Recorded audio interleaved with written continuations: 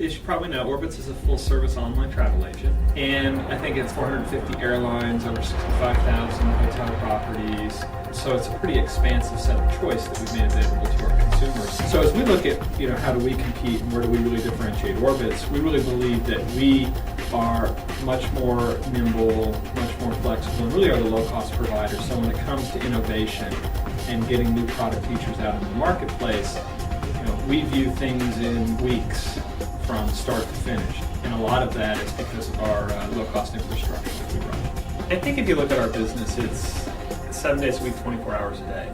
So for us, it really is this notion of we have to always be available, whether that's our interaction with third-party systems, whether it's the things we manage ourselves, or whether it's the infrastructure that we build.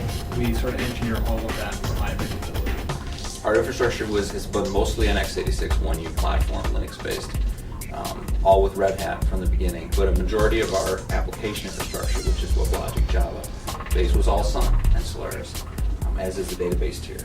And so when we looked at kind of a compelling reason to move from Sun and Solaris, we looked at Linux and 1U because we'd had such good success. So it came down to a kind of a price per performance per instance.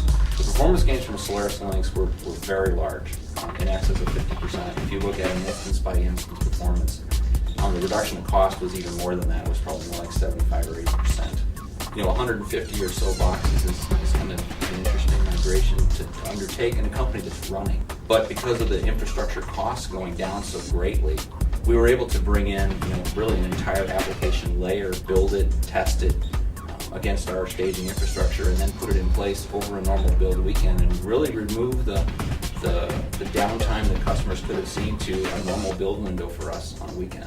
Transition was actually very easy because we did less kernel work or customization that we had previously done with the older versions, and we were able to use ES pretty much right out of the box. We did send some of our technology developers and engineering staff to Red Hat certification training.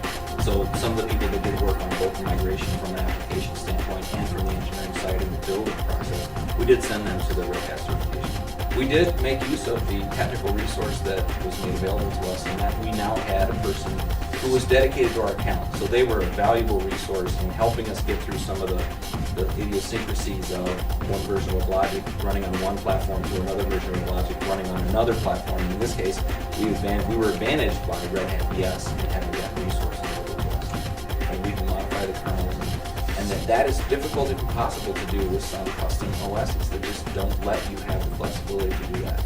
So that certainly is a way for us, and if we run into a problem with our application, we could fix it ourselves because of the open source commitment to the community and from Red Hat themselves. We certainly have a world-class team of professionals here, and they like the environment. They like working with open source software. They like contributing to the open source movement, as well as using the technologies that come from it. So there's this viral effect that I think goes with hiring world-class talent, working on open source software, and having that be a part of our sort of fabric, if you will, here at Orbitz. And I think part of what we've built, certainly from a technology perspective, in the use of our low-fare search engine, which runs on literally hundreds of Linux servers, that technology allows us to return more results. You can't do that if you don't have a very efficient, low-cost infrastructure on which to do that kind of search. So we really think that sort of depth and breadth is facilitated by the infrastructure we've put in place. And one of the things we like about open source technology is we control our own destiny.